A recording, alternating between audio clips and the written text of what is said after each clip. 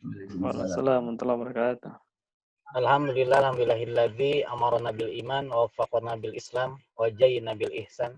Asyhadu an la ilaha illallah wahdahu la syarikalah ya'lamu ma fis samawati wa fil ardi wa huwa raqibul majid.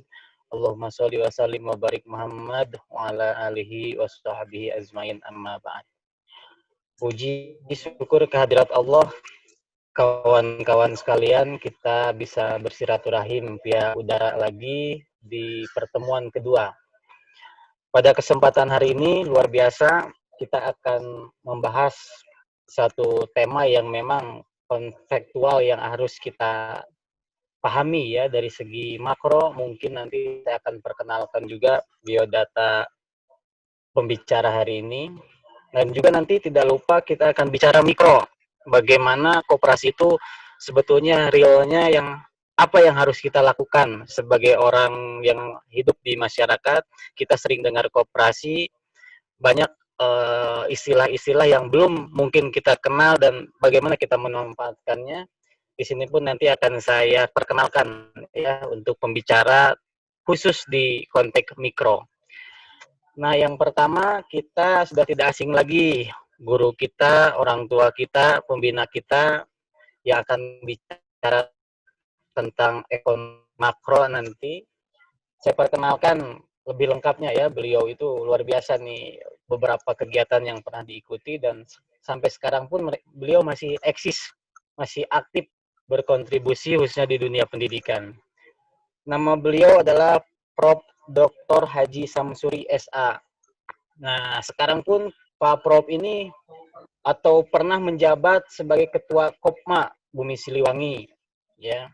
Yang kedua, beliau pun pernah menjadi Ketua Badan Pemeriksa Kopindo di Jakarta.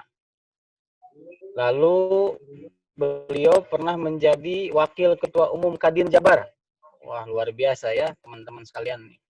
Yang keempat, beliau itu pernah menjadi Dekopinwil Jabar, Wakil Ketua Umum juga di situ. Ya. Yang kelima, Pak Prof ini Ketua Redaksi Bimkop Jabar. Ya. Nah, saat ini Pak Prof menjabat sebagai Ketua Yayasan Bina Esa. Lalu beliau pun masih aktif juga dunia dakwah, khususnya di konteks masjid ya, menjadi Ketua Nazir Masjid At-Taqwa. Nah, ini kita luar biasa nih sebagai orang muda ya, melihat eksistensi beliau ini sampai sekarang terus. Ini yang menjadi api obor bagi diri saya khususnya nih, melihat performa Pak Prof ini. Lalu beliau pun di pendidikan masih juga eksis sekarang itu, menjadi dosen tetap pasca sarjana di Kuningan.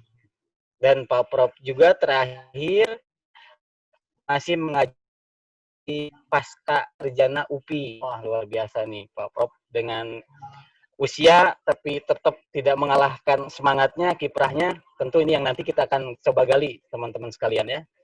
Yang kedua ini luar biasa juga, Bapak Herlan ini ya, lengkapnya nanti saya coba di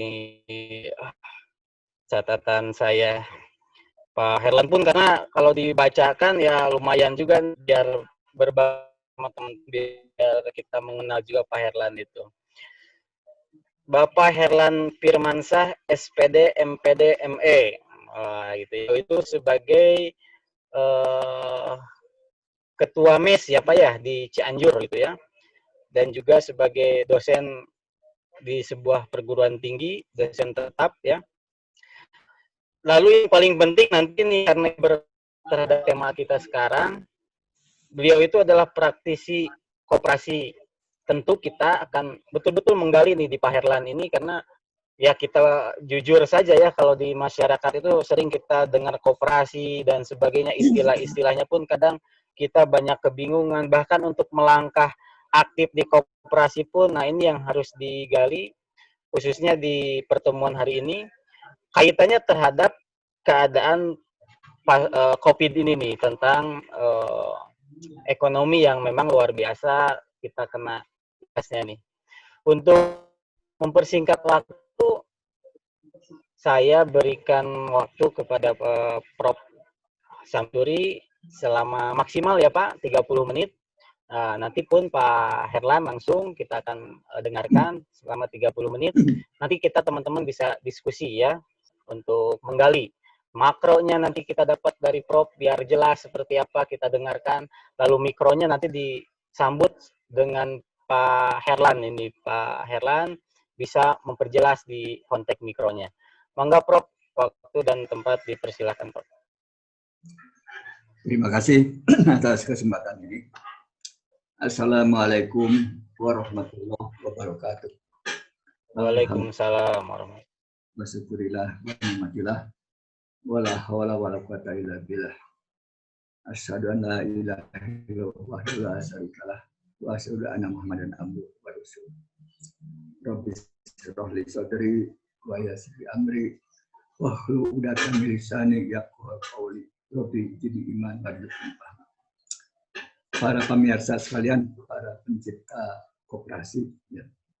Ini adalah webinar yang kedua dari Voice of Binesa sebagai media komunikasi dan informasi dengan para sahabat di lingkungan Binesa dan juga dengan masyarakat luas. Pada kesempatan ini, Bapak akan berpartner berbicara tentang resiliensi dan konsistensi koperasi untuk meningkatkan partisipasi koperasi dalam DNP. Bapak berpartner dengan adik Bapak, ya. Saudara Herlan itu pernah menjadi mahasiswa Bapak di UPI.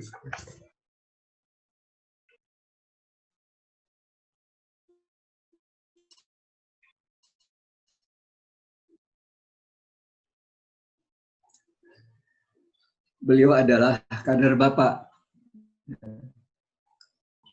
dan menjadi pelanjut, bahkan mungkin sekarang aktivitasnya dalam koperasi itu lebih banyak dari Bapak. Oleh karena itu di dalam kesempatan diskusi ini, Bapak akan hanya menyampaikan hal-hal yang bersifat makro, sedangkan yang bersifat mikro yang terkait dengan kegiatan real di lapangan akan disampaikan oleh Saudara Herlan sendiri.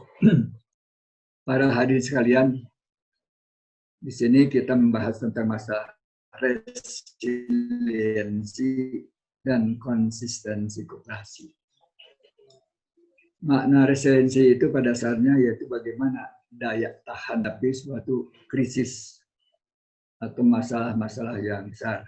Dalam ini adalah di Indonesia ya adanya satu masalah terkait dengan masalah ada bahaya dari coronavirus atau COVID-19 yang bersifat pandemi. Dan konsistensi yaitu taat ajas ya, terhadap jati diri kita, terutama dalam bidang koperasi. Taat ajas dalam hal apa? Bahwa jati diri koperasi itu adalah merupakan lembaga self-help, menolong diri sendiri atas dasar kekuatan sendiri. Tentu saja karena kita tinggal atau hidup di Indonesia, kita mendasarkan diri kepada undang-undang dasar kita sendiri, yaitu Undang-Undang Dasar 45. Dalam bagian preambulnya ditegaskan bahwa dasar falsafah negara kita itu adalah Pancasila. Sedangkan pada batang tubuhnya kita punya pasal yang sangat relevan yang berkaitan dengan koperasi, yaitu pasal 33 ayat 1, 2, dan 3. Ada ayat pertama atau 33 ayat 1 itu dinyatakan bahwa perekonomian disusun sebagai usaha bersama berdasar atas asas kekeluargaan. Penjelasan resmi dari ayat tersebut bahwa bangun perusahaan yang sesuai adalah koperasi. Sehingga koperasi itu diharapkan menjadi sokoguru perekonomian atau pemegang peran utama dalam perekonomian Indonesia. Dan ayat yang keduanya, ya, bahwa cabang-cabang produksi yang penting bagi negara dan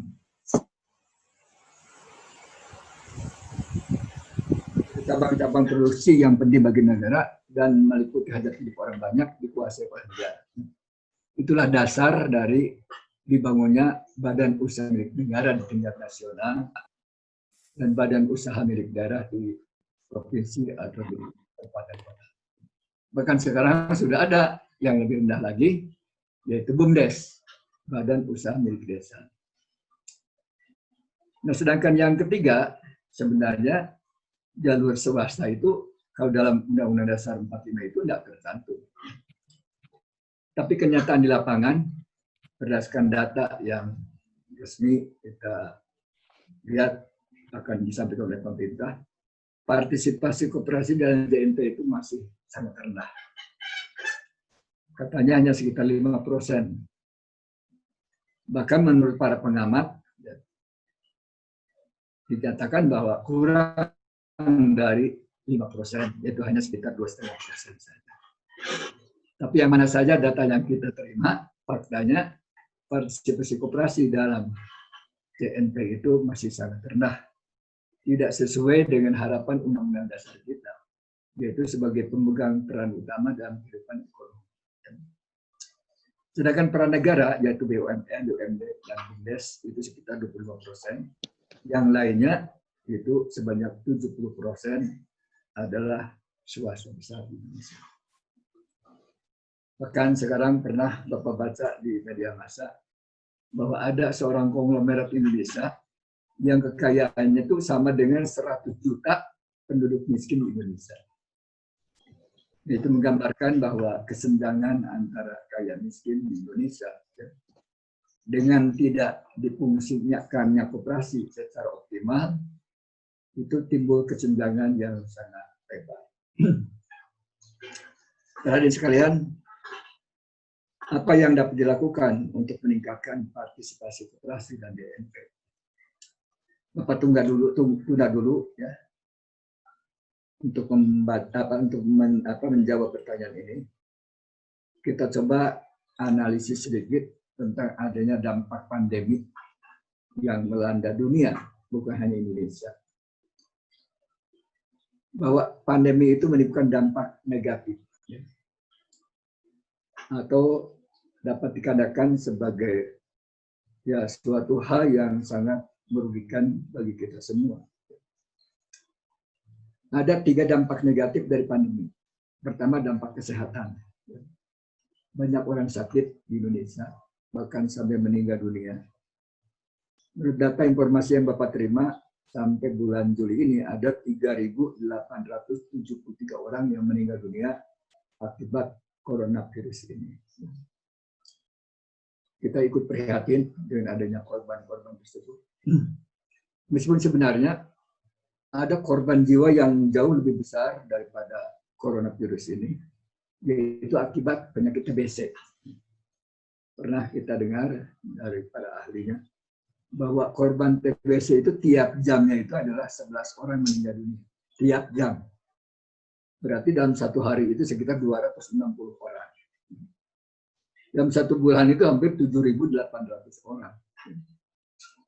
Sedangkan ya korban akibat coronavirus ini dalam 4 bulan itu hanya 3.873. Jadi relatif sedikit. Meskipun demikian, tentu saja kita sangat prihatin dari korban-korban tersebut.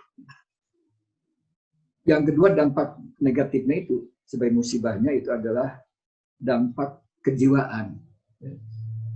Dengan adanya coronavirus ini, kita merasa takut, merasa khawatir, ya. Terpaksa kita bersifat suudon kepada orang lain. Bahwa orang lain itu datang kepada kita akan menularkan virus. Ya. Sehingga kita kalau bertemu harus pakai masker, ya. Kemudian jaga jarak. Ya. Bahkan sekarang dianjurkan supaya tinggal di rumah. Tidak banyak berkeliaran keluar. Nah, rasa takut ini sebenarnya itu akan berbahaya. Ya. Jadi daya imun kita itu akan menjadi lemah. Nah, dengan daya imun yang lemah, itu penyakit apapun juga akan mudah. Ya. menyerang kita semua. Nah, yang ketiga ini dampak negatifnya itu adalah terhadap sosial ekonomi. Dengan adanya pandemi ini, maka banyak perusahaan yang tidak jalan sepenuhnya. Bahkan banyak juga yang berhenti beroperasi, apakah perusahaan besar, menengah, atau kecil. Ini dampaknya itu sangat besar. Pengangguran akan meningkat, yang selanjutnya kemiskinan juga akan meningkat, dan pertumbuhan ekonomi juga mungkin akan sangat terganggu. Kalau pada masa yang lalu pertumbuhan ekonomi kita itu diperkirakan sekitar 5% per tahun, dengan adanya pandemi ini mungkin akan turun drastis, bisa-bisa negatif. Nah, berapa negatifnya ya kita tidak tahu persis. Ya mudah-mudahan saja tidak terlalu besar. Dan selanjutnya ini APBN kita akan habis untuk menanggulangi pandemi ini. Sehingga biaya pembangunan ke depan itu mungkin akan sangat terganggu. Kalau akan membangun terpaksa kita harus pinjam ke luar negeri. Nah, sedangkan yang sekarang saja pinjaman kita cukup besar, kalau pinjam lagi barangkali itu akan merupakan beban yang berat. Nah, selanjutnya para hadirin sekalian, kejadian itu selain dari dampak negatif pasti ada dampak positifnya. Ada hikmah di balik itu. Oleh karena itu Bapak anggap bahwa dampak negatif itu adalah bukan hanya sebagai musibah, tapi juga adalah sebagai ujian. Kalau musibah itu diberikan Allah pada kita karena kita telah berdosa. Kalau ujian itu diberikan karena kita memang ingin ditingkatkan derajat. Pada sekalian Bapak melihat ya, bahwa dampak positif dari coronavirus itu ada 3 setidaknya. Pertama, pandemi ini menjungkir balikan ya, paradigma dari era globalisasi menjadi era deglobalisasi. Dari era keterbukaan ya, kepada era ketertutupan. Pada masa yang lalu, setiap negara itu membuka diri. Banyak negara yang membebaskan visa untuk masuk ke suatu negara. Bahkan ekspor dan impor juga dipermudah. Biaya-biaya masuk itu diturunkan. Bahkan banyak yang bebas dari biaya. Sehingga peredaran barang itu begitu sangat lancar.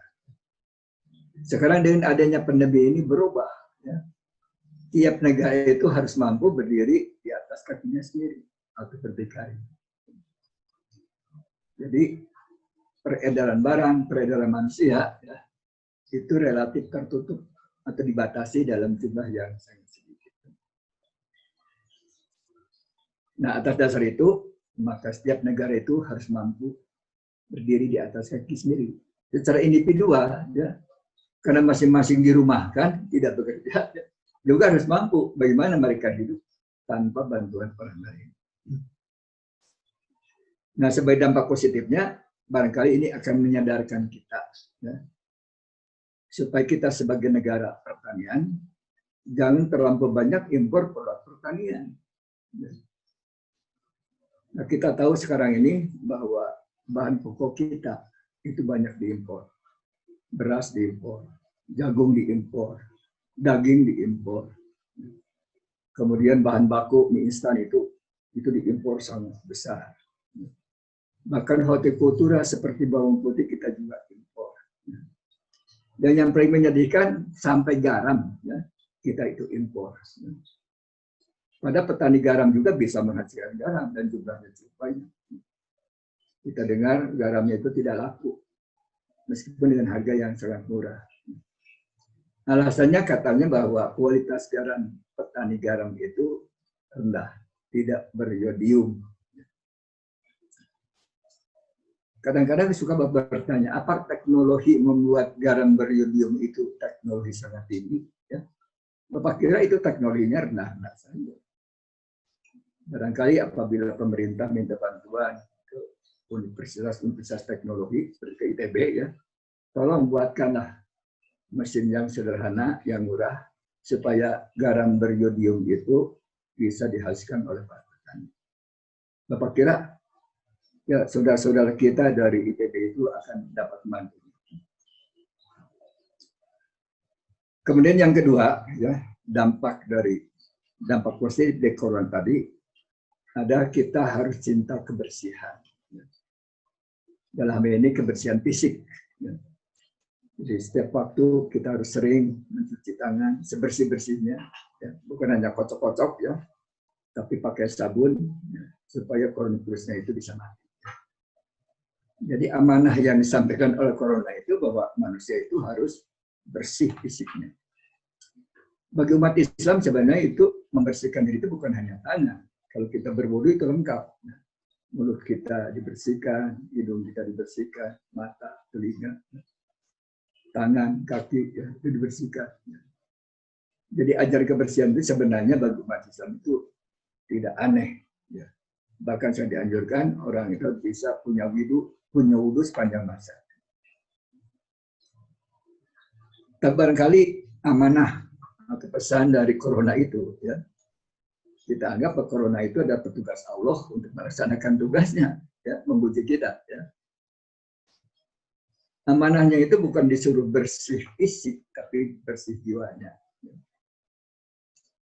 Kita tahu bahwa di masa ini banyak pemimpin kita yang tidak jujur, banyak yang korupsi, ya. Menteri ada yang korupsi masuk penjara, ya. Gubernur banyak masuk penjara, ya. Kemudian wali kota, ya, bupati masuk penjara, anggota DPR masuk penjara, bahkan pimpinan partai juga ada yang masuk penjara, ya. Bahkan ada oknum polisi, oknum jaksa, oknum hakim juga masuk penjara, ya. Ini gambaran bahwa korupsi di Indonesia itu banyak. Mereka tidak amanah. Pada setiap pejabat sebelum melaksanakan jabatan itu bersumpah, ya, akan bekerja dengan sebaik-baiknya dan sejujur-jujurnya. Jadi mudah-mudahan dengan adanya pandemi ini kita semua sadar, mari kita berusaha menjadi lebih baik lagi. Dan yang ketiga yang ingin coba bahas itu amanah bahwa kita itu harus menjadi bangsa yang mandiri, tidak terlampau tergantung kepada negara lain. Tadi sudah Bapak katakan, kita sebagai negara pertanian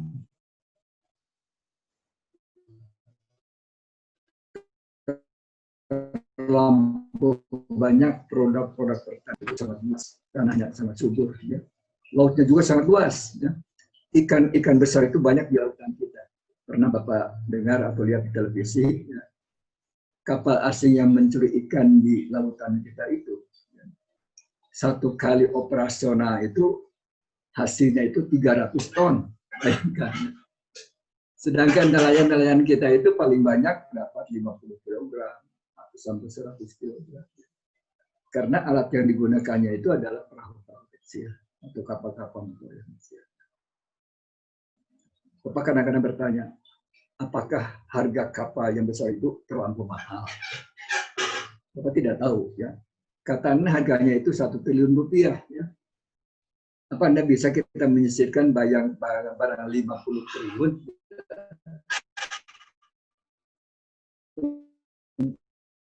untuk membeli kapal-kapal besar, ya.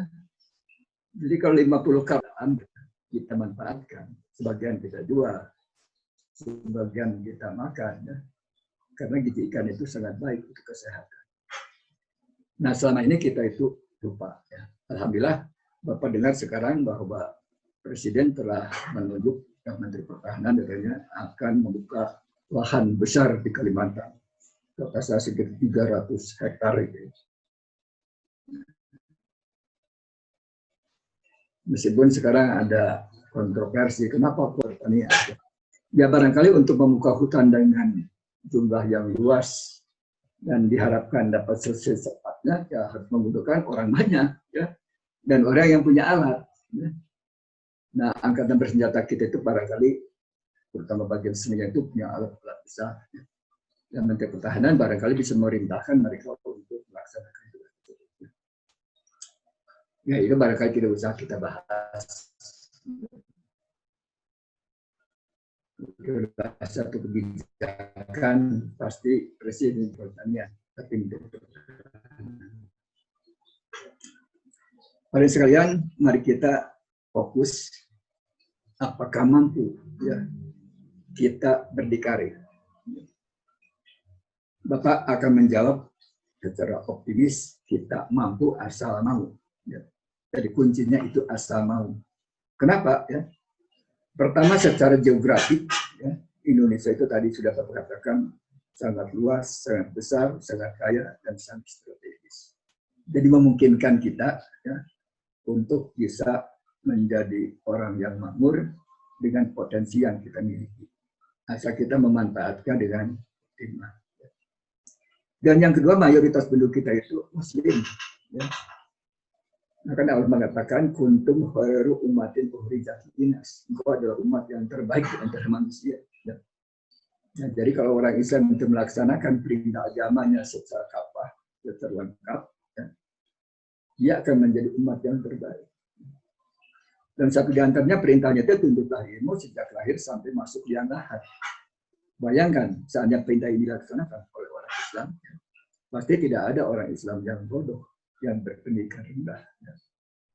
Karena mereka itu terus belajar sepanjang masa. Dan yang ketiga, yang juga memberikan harapan besar pada kita, bahwa mayoritas penduduk Indonesia itu adalah para pemuda, ya. Generasi muda. Ya. Nah, generasi muda itu kan harapan bangsa. Asal mereka itu dididik dengan baik, dididik dengan baik, ya, pasti akan menjadi petugas-petugas yang baik dan juga pemimpin-pemimpin baik di masa yang akan datang.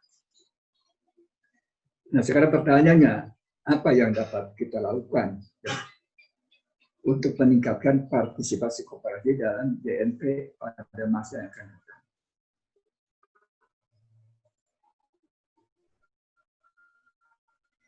Jadi, Bapak pikir, pertama, kita harus meningkatkan SDM anggota koperasi.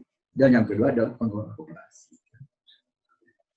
Mari kita ramaikan supaya pendidikan koperasi itu betul-betul dilaksanakan secara teori dan praktek, sejak sekolah dasar sampai pendidikan tinggi. Jadi jumlah SKS-nya diperbanyak, prakteknya diperbanyak. Nah, ini buktinya nih, ya, salah seorang kader koperasi di UPI, yaitu Saudara Herlan, ya, karena pernah mendapatkan pendidikan koperasi dan juga praktek koperasi di Mak Bumi Siliwangi sampai di Kopino. Ya. Sekarang ternyata beliau itu sangat aktif mengembangkan koperasi ya, di wilayahnya, khususnya di daerah Cianjur. Ya. Nah, jadi pendidikan koperasi itu sangat penting, ya, dilakukan secara teori dan praktek. Sebenarnya di Indonesia itu ada yang namanya koperasi siswa dan koperasi mahasiswa, bahkan koperasi pemuda, ya, di luar pendidikan formal. Ya.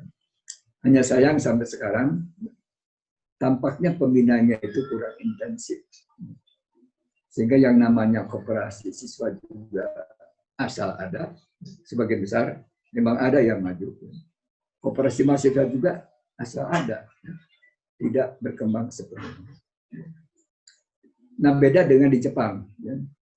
Jepang itu bukan negara pertanian, negara industri. Tapi koperasi pertanian Jepang itu sangat hebat. Besar pengaruhnya.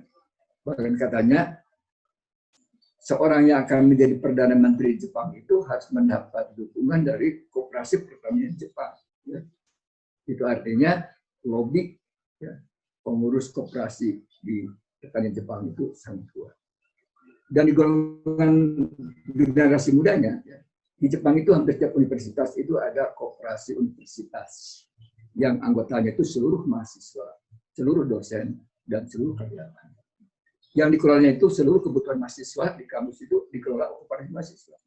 Sejak kantin, ya, toko buku, ya, kemudian asrama mahasiswa, ya, kemudian pariwisata ke luar negeri, itu dikelola oleh koperasi universitas. Ya. Kenapa mereka bisa, kita tidak? Ya, Bapak pernah ya mencoba ya di IKIP Bandung pada saat itu. Ya. Bapak melobi pada rektor, pada bagian kemahasiswaan. Ya.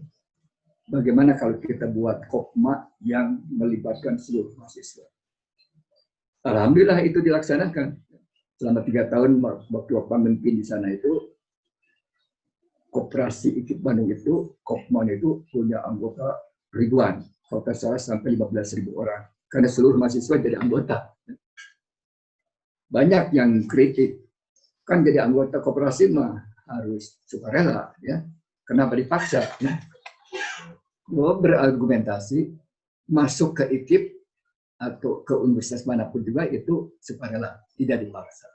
Tapi kalau sudah ada di lembaga tersebut, lembaga boleh membuat aturan, di antaranya bahwa seluruh mahasiswa itu harus menjadi anggota koperasi mahasiswa.